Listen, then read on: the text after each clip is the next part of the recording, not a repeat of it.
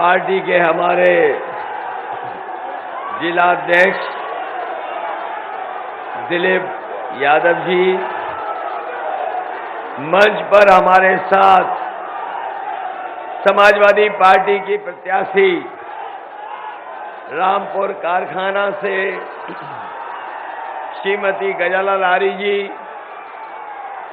भाटपार रानी से समाजवादी पार्टी के प्रत्याशी विधायक आशुतोष उपाध्याय जी, बरस से मुरली मनोहर जायसवाल जी, देवरिया सदर से समाजवादी पार्टी के प्रत्याशी अजय कुमार सिंह पिंटू सिंह जी, रुद्रपुर से समाजवादी पार्टी के प्रत्याशी राम भुआर निषाद जी, पथरदेवा से समाजवादी पार्टी के प्रत्याशी पूर्व मंत्री आदरणीय ब्रह्मा शंकर त्रिपाठी जी, समाजवादी पार्टी और सुभाषपा के दोनों दलों के गठबंधन के प्रत्याशी सलीमपुर मनपुर प्रसाद जी, मंच पर समाजवादी पार्टी के हमारे एमएलसी राम सुंदर दास जी, पूर्व सांसद गोरख प्रसाद जायसवाल जी, बाबूलाल यादव, पूर्व सांसद श्रीमती कनकलता सिंह जी, पूर्व सांसद रमाशंकर विद्यार्थी जी, राम आश्रय पहलवान जी और अशोक सिंह कुशवाहा जी, डॉक्टर गुंजन जी से लेकर के सभी समाजवादी पार्टी के हमारे नेता, संचालन कर रहे चंद्रभूषण सिंह यादव जी, इस चुनावी जनसभा में उपस्थित हमारे सभी आदरणीय बुजुर्ग, किसान भाई, बड़ी संख्या में नौजवान साथी, माताएं बहनें और पत्रकार साथियों, मैं सबसे पहले आप सबका बहुत बहुत धन्यवाद और आभार प्रकट करना चाहता हूं। जहां ये चुनावी जनसभा हो रही है, थोड़ी सी दूर पर प्रधानमंत्री जी भी आने वाले हैं। यहां बगल में ही कार्यक्रम है उनका भी, बहुत ज्यादा दूर नहीं होगा,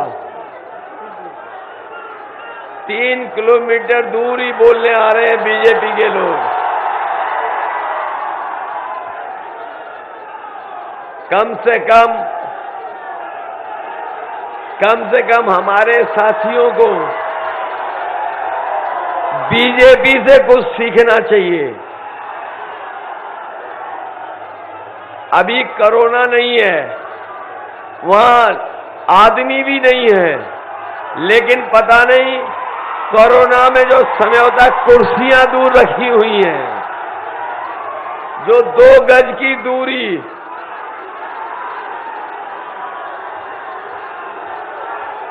अगर 2 गज की दूरी यहां होती तो आसपास के खेत सब भर गए होते। अब तो कोरोना भी नहीं है, बीमारी भी नहीं है, तब भी हमारे और आपके बीच में दूरी होनी चाहिए। बीजेपी के लोग कमाल के हैं कि अपनी कुर्सी भी बीमारी की वजह से 2 गज से ज्यादा दूरी में रख रहे हैं। अभी मैं देख के आया हूं, उनकी सभा में 2 गज से ज्यादा की दूरी पर कुर्सियां रखी हुई हैं। और इस सभा में मैं देख रहा हूं, इतने करीब में लोग खड़े हैं कि हवा भी नहीं आ सकती है, हवा भी यहां घुस नहीं सकती है। ये जो जन समर्थन दिखाई दे रहा है, ये जो जोश दिखाई दे रहा है, ये नौजवानों का जो पार्टी के लिए समर्थन दिखाई दे रहा है। मैं ये कह सकता हूं कि इस बार देवरिया जिले से सभी सीटें समाजवादी पार्टी जीतने जा रही है।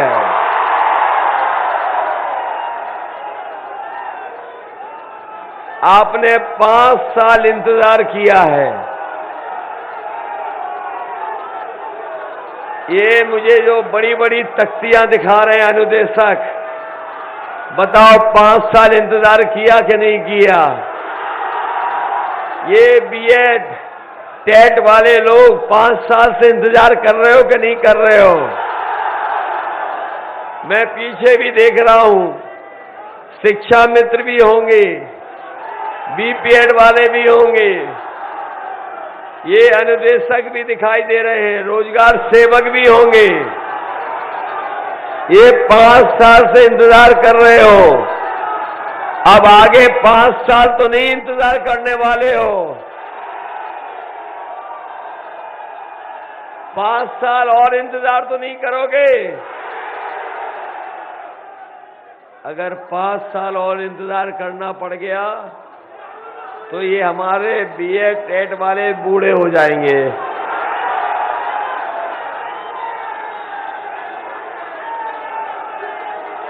इसलिए साथियों, मैं आपसे आज निवेदन और अपील करने आया हूं कि जो उत्तर प्रदेश का चुनाव होने जा रहा है, ये चुनाव कोई छोटा मोटा चुनाव नहीं है।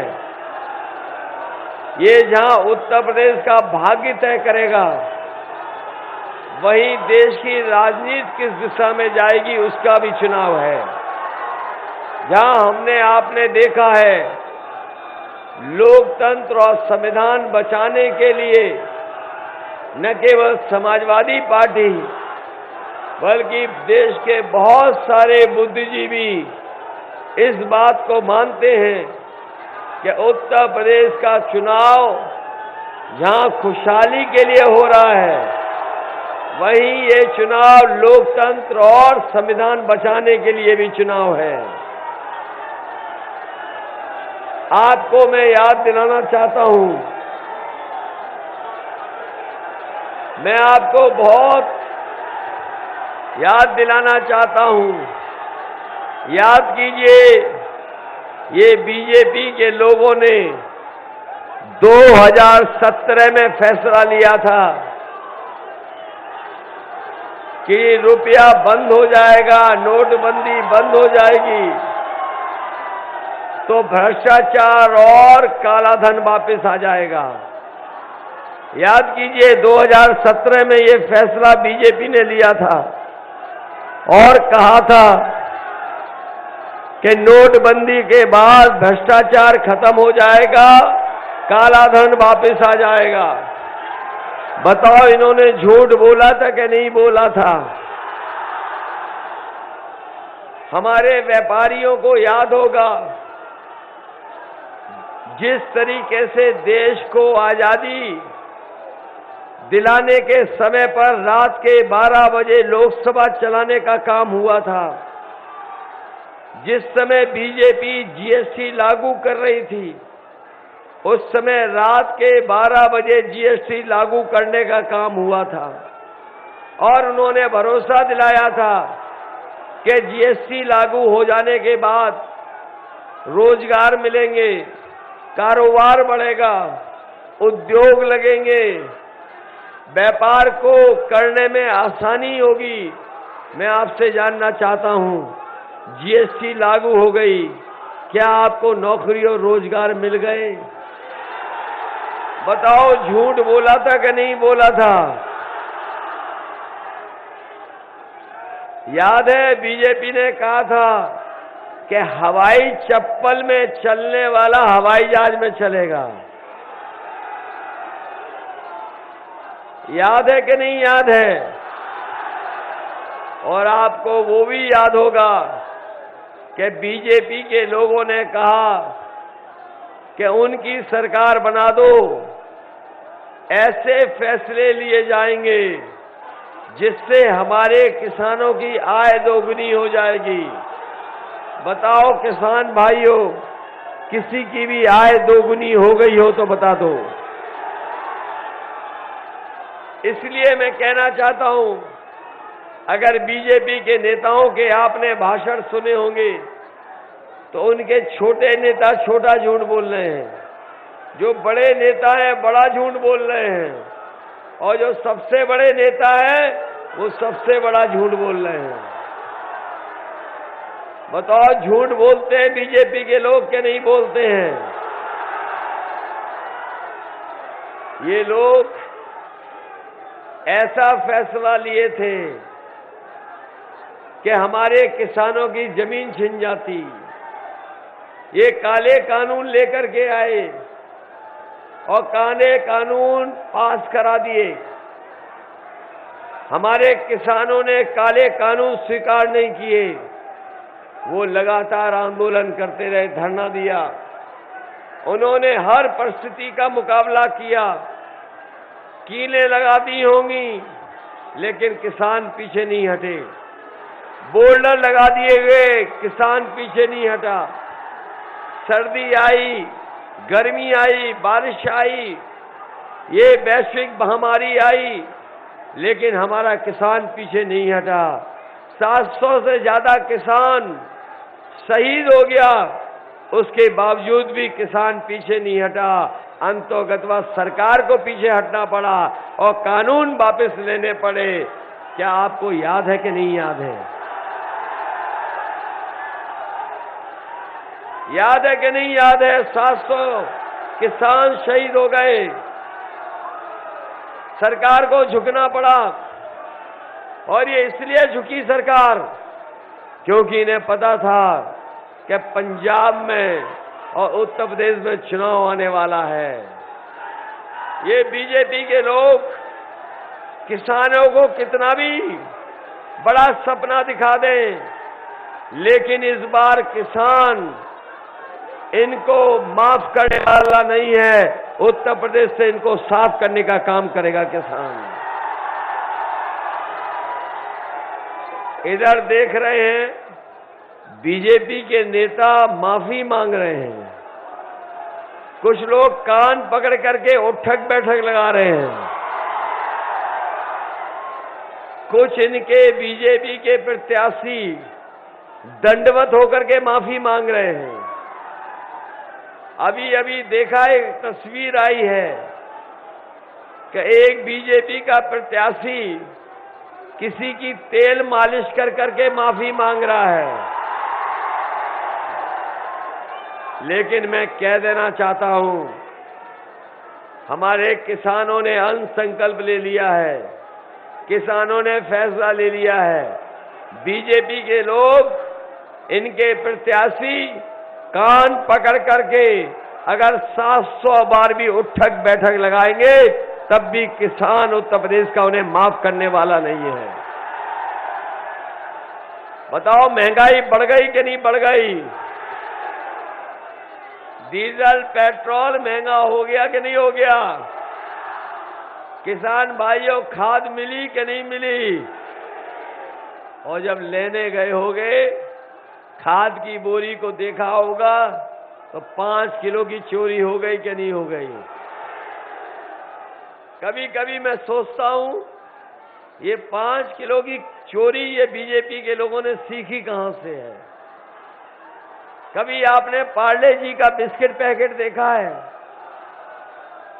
जब पहले पार्ले जी का बिस्किट मिलता था तो बड़ा वाला होता था, बहुत बड़ा पैकेट होता था, बिस्किट भी ज्यादा होते थे।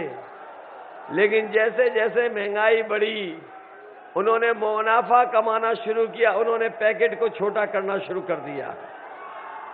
बताओ, पैकेट छोटा हो गया कि नहीं हो गया? अगर इस बार बीजेपी की सरकार आ गई तो ये बोरी में से 10 किलो की चोरी कर लेंगे। इसलिए सावधान हो कि नहीं हो?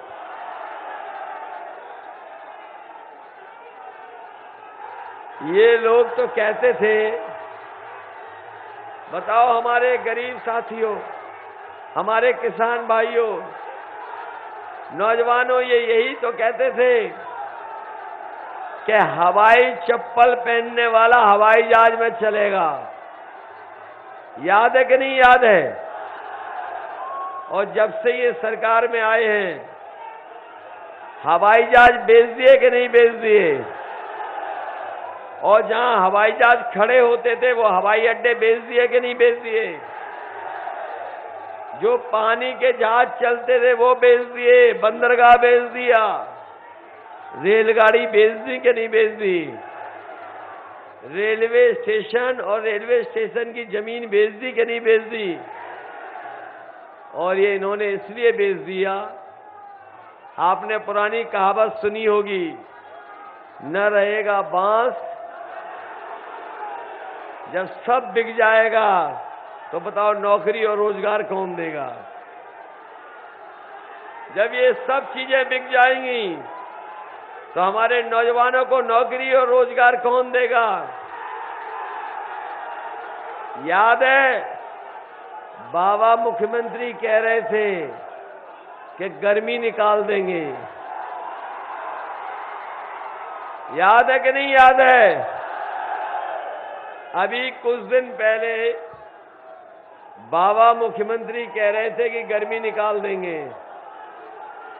मुझे तो ये लग रहा है, ये जोश देख के लग रहा है कि जब वोट पड़ेगा तो ये गर्मी निकालने वालों की देवरिया वाले भाप निकाल देंगे।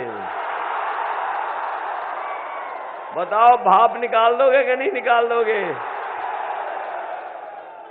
और हम अपने नौजवानों को कह करके जा रहे हैं, जो लोग गर्मी निकालने की बात कह रहे थे, आप समाजवादियों की सरकार बनाओ, फौज में भर्ती और पुलिस में भर्ती निकालने का काम समाजवादी सरकार में होगा। इधर 3 साल से कोई भर्ती नहीं निकली। हमारे नौजवान दौड़ दौड़ के तैयारी कर रहे थे, ये वर्दी पहन करके भर्ती में जा करके देश की सेवा करना चाहते हैं, लेकिन इन्होंने मौका नहीं दिया। 3 साल से भर्ती नहीं हुई, इसलिए भर्ती भी होगी और पुलिस में भी भर्ती निकालने का काम समाजवादी सरकार में होगा।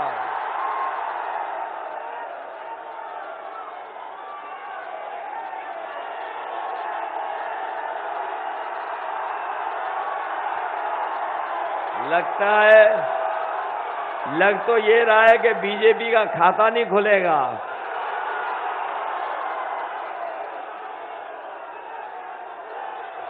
बोलो,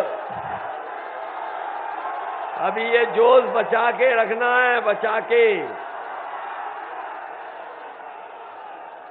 इधर बाबा जी कह रहे हैं, बाबा मुख्यमंत्री जी कह रहे हैं कि हम 12 बजे सो के उठते हैं। कह रहे हैं, कई जगह पे नहीं कह रहे हैं, लेकिन जरा इनकी शक्ल देख लो, आजकल उनकी शक्ल पे 12 बज गए कि नहीं बज गए? और जब से पहले, दूसरे, तीसरे, चौथे चरण का वोट पड़ा है, ये गर्मी निकालने वालों के कार्यकर्ता नेता ठंडे पड़ गए हैं। जिन्होंने कहा कि 12 बजे हम सो के उठते हैं, आजकल हम उनके घर पर नजर रखे हुए हैं। और आजकल शाम को जब मैं देखता हूं, क्योंकि हमारा घर उनका घर एक दीवार है, और जब शाम को मैं देखता हूं तो कभी कभी धुआं उड़ता नजर आ रहा है।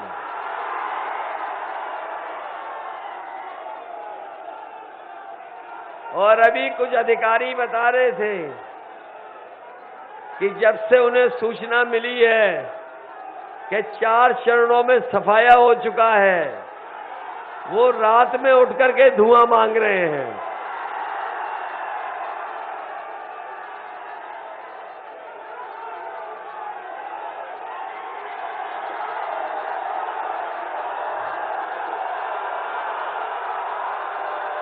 अभी अरे ये विधायक है, विधायक आने दो भाई, आने दो इसको। अरे विधायक जी आ जाइए, आ जाइए।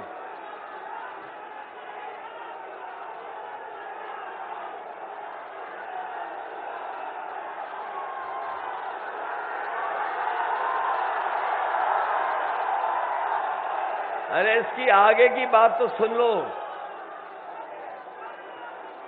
अभी कुछ दिन पहले मैंने मुख्यमंत्री आवास के पास कुछ पुताई वालों को जाते हुए देखा और पुताई वालों को रोक करके मैंने पूछवाया कि कहां जा रहे हो, तो उन्होंने बताया कि हम मुख्यमंत्री आवास में जा रहे हैं, जो धुएं के काले धब्बे पड़ गए उनको पुताई करने जा रहे हैं। तो बताओ बाबा जी जाने वाले हैं कि नहीं हैं? और अब तो गाना भी बन गया उनके ऊपर, अब तो गाना भी बन गया उनके ऊपर। यूपी में काबा, ये गाना तो सुन लिया होगा सबने कि नहीं सुन लिया? यूपी में काबा, बाय बाय बाबा बा। बताओ बाय बाय कर दोगे बाबा जी को कि नहीं करोगे? और ये मैं हाथ में देख रहा हूं कुछ लोगों के, ये स्मार्टफोन कहीं बाबा जी ने तो नहीं दिए? उन्होंने तो लैपटॉप बांटे थे, वो मिल गए आपको। आपको देंगे भी क्यों? वो तो खुद चलाना नहीं जानते। जो खुद नहीं चलाना जानता है वो बताओ आने वाली पीढ़ी कुछ काम करना चाहती है, आगे बढ़ना चाहती है, उसको लैपटॉप नहीं दे रहे हैं। और आपने देखा होगा कि एक तस्वीर उन्होंने डाली सोशल मीडिया पर, जिसमें वो खुद पूरब देख रहे हैं और जनता पश्चिम देख रही है। तब पता लगा कि वो स्मार्टफोन भी नहीं चला पाते। उन्होंने तो कहा कि 1 करोड़ स्मार्टफोन बांटे हैं, आपको तो नहीं मिले। ये 1 करोड़ स्मार्टफोन कहां बांट दिए इन्होंने? ये जानते ही नहीं है बीजेपी के लोग। इनके खिलाफ जनता के अंदर 440 वोल्ट का करंट फैल गया है। और जब से समाजवादियों ने कहा है कि समाजवादी सरकार बनेगी, तो आम लोगों को, आप लोगों को 300 यूनिट फ्री बिजली देने का फैसला लिया है। न केवल 300 यूनिट फ्री बिजली, बल्कि हमारे किसानों की सिंचाई पूरी की पूरी माफ होगी, कोई पैसा नहीं देना पड़ेगा। कोरोना का वो समय भी देखा जिस समय मजदूर पैदल पैदल चल करके आए थे, गुजरात से, महाराष्ट्र से, भूखे प्यासे अपने बच्चों के साथ चल करके आए। जो बच्चे पैदल चल सकते थे वो पैदल चल करके लेकर के आए। जो छोटे बच्चे थे उन्हें कंधों पे परिवार के लोग उठा करके लाए। और उसके बाद जब कोरोना बीमारी आई, ये सरकार न दवाई दे पाई, न बिस्तर दे पाई, और सांसों के लिए सबसे जरूरी चीज ऑक्सीजन, ये सरकार ऑक्सीजन भी नहीं दे पाई। अगर ये सरकार समय पर दवाई और ऑक्सीजन दे देती तो बहुत सारे लोगों की जान बच जाती। जब सरकार की सबसे ज्यादा जरूरत थी, उस समय सरकार ने गरीबों को अनाज छोड़ने का काम किया, गरीबों की कोई मदद नहीं की। बड़ी संख्या में लोगों की जान चली गई। हमने, आपने वो तस्वीरें देखी जिसमें गंगा में हजारों लाशें बह रही थी। दाह संस्कार जो लोग करने गए, उनके परिवारों के सदस्य को लकड़ी नहीं तक दे पाई सरकार। क्या ऐसी सरकार को माफ कर दोगे आप? और उस समय अगर कोई मदद कर रहा था तो समाजवादी सरकार में जो एम्बुलेंस चल रही थी वही हमारी गरीब की मदद कर रही थी। इसलिए देवरिया के लोगों को हम आपको भरोसा दिला के जा रहे हैं, हमें दवाई के लिए, इलाज के लिए और गरीब के लिए अगर एम्बुलेंस 2 गुनी करनी पड़ेंगी तो संख्या बढ़ा करके एम्बुलेंसों को हम गरीबों की मदद करने का काम करेंगे। ये 100 नंबर वाली गाड़ी जो इसलिए चलाई गई थी कि हमारे गांव में रहने वाले लोगों के ऊपर कभी संकट आ जाता है, कभी तकलीफ और परेशानी आ जाती है, उन्हें थाने आना पड़े, वो फोन मिलाएं और पुलिस उनकी मदद के लिए पहुंच जाए। लेकिन जब से बाबा मुख्यमंत्री ने 100 नंबर को 112 किया है, हमारी पुलिस का भी कबाड़ा कर दिया। पुलिस बर्बाद हो गई। इस डबल इंजन की सरकार में अगर कोई चीज डबल हुई है तो वो महंगाई और भ्रष्टाचार इन्होंने डबल करने का काम किया है। बताओ, महंगाई डबल हो गई कि नहीं हो गई?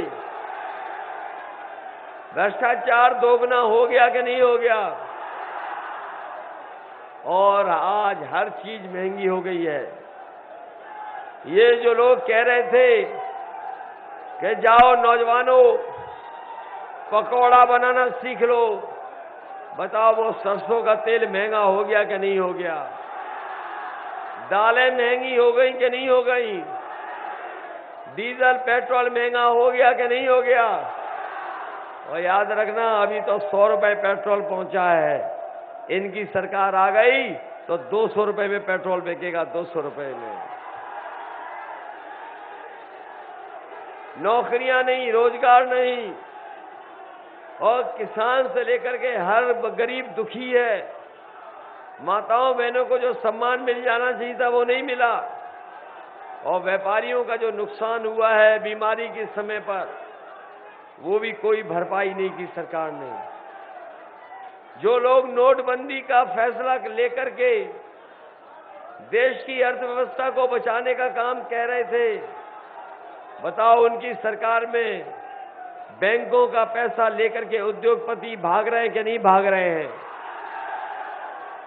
हमारा गरीब अगर लोन लेने जाए बैंक से तो उसकी जमीन और घर गिरवी हो जाता है। अगर वो पैसा नहीं वापस करवाए तो नीलाम तक हो जाता है। बताओ, एक उद्योगपति 28 बैंकों का 23,000 करोड़ रुपया लेकर के भाग गया कि नहीं भाग गया? और आप जानते होंगे जो भागा है उद्योगपति वो कहां है? और ये पहला उद्योगपति नहीं है जो भागा है, पहले जो भागे थे वो कहां के थे? तो बताओ, उत्तर प्रदेश को बचाओगे कि नहीं बचाओगे? समाजवादी पार्टी ने तय किया है, सरकार बनेगी तो पुरानी पेंशन बहाल करने का काम समाजवादी लोग करेंगे। पहले माताओं बहनों को 500 रुपया पेंशन मिलती थी, इस बार समाजवादी सरकार बनेगी तो 1,500 रुपया महीना और साल का 18,000 रुपए देने का काम समाजवादी लोग करेंगे। इधर हमारे जागरूक लोग और गरीब भी ये जानता है कि बीजेपी के लोग पहले नवंबर तक दे रहे थे, ये राशन जो मिल रहा है पहले नवंबर तक दे रहे थे, और जब से चुनाव आया है इन्होंने कहा है कि हम मार्च तक देंगे। ये आप लोग जानते होंगे कि पहले नवंबर तक दे रहे थे राशन, अब मार्च तक दे रहे हैं। लेकिन समाजवादी पार्टी ने तय कर लिया है कि समाजवादी सरकार बनेगी तो 5 साल अपने गरीबों को राशन देने का काम होगा। न केवल राशन दिया जाएगा बल्कि हमारे गरीबों का स्वास्थ्य भी बेहतर हो जाए, उसके लिए अगर दूध, घी और 1 लीटर सरसों का तेल भी देना पड़ेगा और साथ में चीनी, वो भी हम अपने गरीबों को देने का काम करेंगे। बताओ मदद करोगे कि नहीं करोगे? इस महंगाई के खिलाफ वोट डालोगे? और नौजवानों जिन्होंने भर्ती नहीं निकाली, नौकरी नहीं निकाली, उनके खिलाफ वोट डालोगे कि नहीं डालोगे? मैं आपको भरोसा दिला के जा रहा हूं नौजवान साथियों, जहां फौज में, पुलिस में भर्ती निकलेगी, वहीं 11 लाख जो पद खाली हैं सरकार के, उन पदों को भी भर करके अपने नौजवानों को नौकरी देने का काम समाजवादी लोग करेंगे।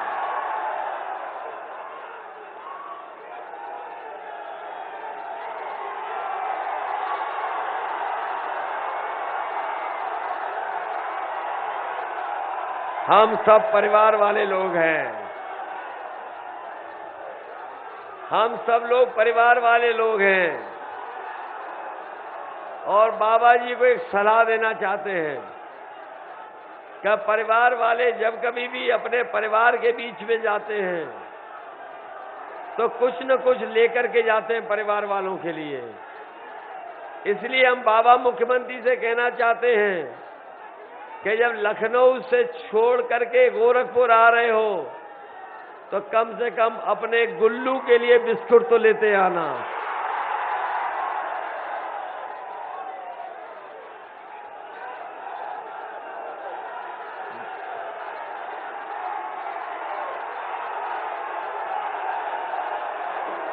बोलो बाबा जी जा रहे हैं कि नहीं जा रहे हैं?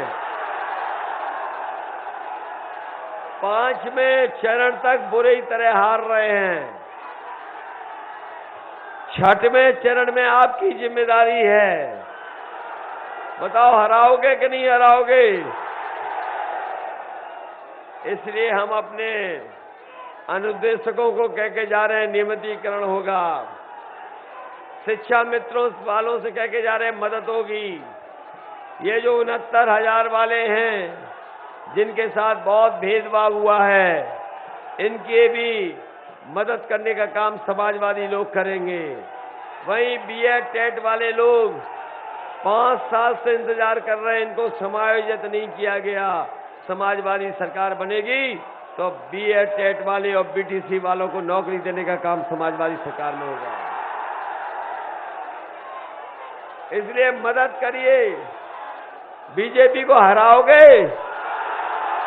जिन्होंने 5 साल इंतजार किया उन्हें बूथ पर सबक सिखाओगे? मुझे पूरा भरोसा है कि इस बार देवरिया से ऐतिहासिक परिणाम आने वाला है। ये मान लें देवरिया सब सीटें जिता रहा है। नौजवानों आप तो इंतजार नहीं करोगे? 5 साल तुम्हारे बर्बाद हुए और 5 साल तो नहीं बर्बाद करोगे? तो देवरिया वालों जिताओ। हमने सबसे गठबंधन कर लिया, ओम प्रकाश राजभर जी से भी गठबंधन कर लिया। ये हमारा गठबंधन के प्रत्याशी हैं मनमोहन सलीमपुर से। इनका चुनाव चिन्ह याद है कि नहीं याद है? छड़ी छड़ी। मनमोहन जी का याद है कि नहीं याद है?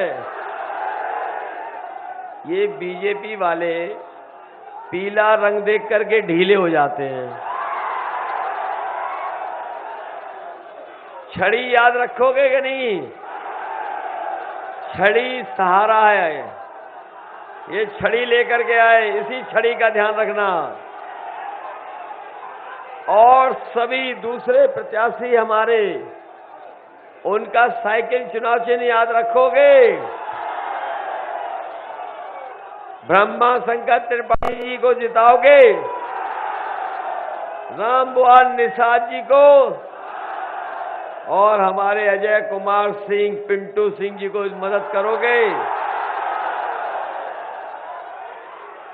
मुरली मनोहर जायसवाल जी, इनकी भी मदद करना। मदद करोगे? साइकिल भूल तो नहीं जाओगे? और आपने पहले भी जिता दिया था। इकलौते हमारे विधायक थे आशुतोष उपाध्याय जी को। इस बार ऐतिहासिक वोटों से जिताओगे कि नहीं जिताओगे? और हमारी समाजवादी पार्टी से चुनाव लड़ रही रामपुर कारखाना से गजालाल आरी, जिताओगे?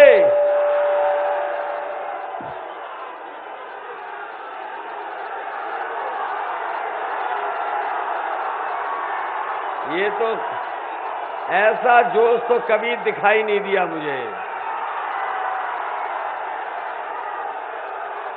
मुझे लगता है ये जो जोश है जो आपका 3 किलोमीटर दूर भी जान गए होंगे क्या यहाँ समाजवादियों की रैली चल रही है।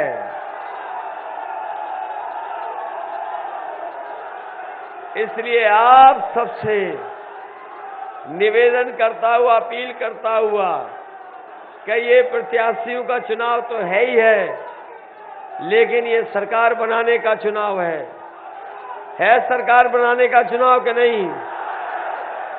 समाजवादी सरकार थी तो मुझे याद है गोरखपुर से देवरिया, देवरिया से सलीमपुर सड़क बनाने का काम हुआ था कि नहीं हुआ था? और ये दूसरी वाली सड़क जो NHAI की बन रही है, RCC की, आपकी सरकार में जो मदद हो सकती थी वो करने का काम किया था, जिसकी वजह से आज सड़क बनती चली जा रही है। आपके यहाँ पुल भी दिए, सब स्टेशन भी बनाए, और अगर हमें और सुविधा देनी पड़ेगी, अगर इलाज के लिए, दवाई के लिए गरीबों को सुविधा देनी पड़ेगी, तो आपको गरीबों को एक भी पैसा नहीं देना पड़ेगा। इलाज के लिए समाजवादी सरकार में मदद होगी। अपनी माताओं बहनों को 1,500 रुपए पेंशन देंगे। और नौजवानों, हम कह के जा रहे हैं आपसे, इधर IT के सेक्टर में नौकरी देनी पड़ जाए, ट्रेनिंग करा करके, नए कोर्स चला करके, तो 22 लाख IT के क्षेत्र में नौजवानों को रोजगार देंगे। वहीं फौज में, पुलिस में भर्ती निकाल करके नौजवानों को वर्दी पहनाने का काम करेंगे। और 11 लाख जो पद खाली हैं, उन पदों को भर करके भी अपने नौजवानों को नौकरी देने का काम करेंगे।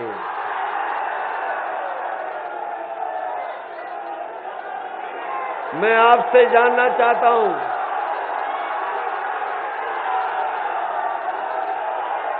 बताओ, जाति जनगणना होनी चाहिए कि नहीं होनी चाहिए?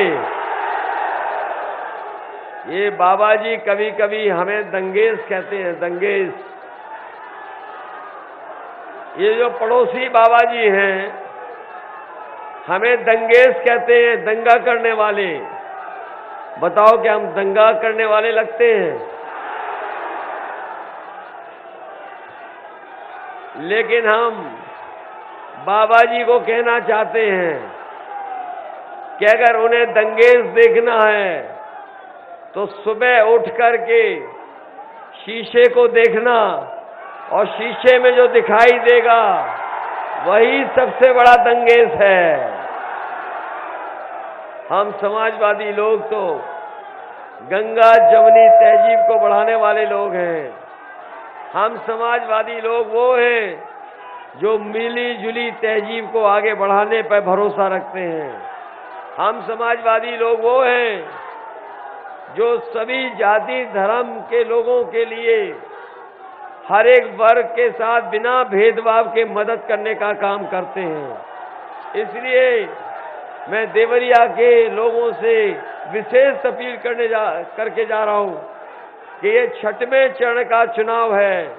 6वें चरण में आपको बहुमत से आगे गठबंधन को ले जाना है। इसलिए एक एक सीट जिताने का काम करना। आप सबका बहुत बहुत धन्यवाद और बहुत बहुत आभार प्रकट करता हूं।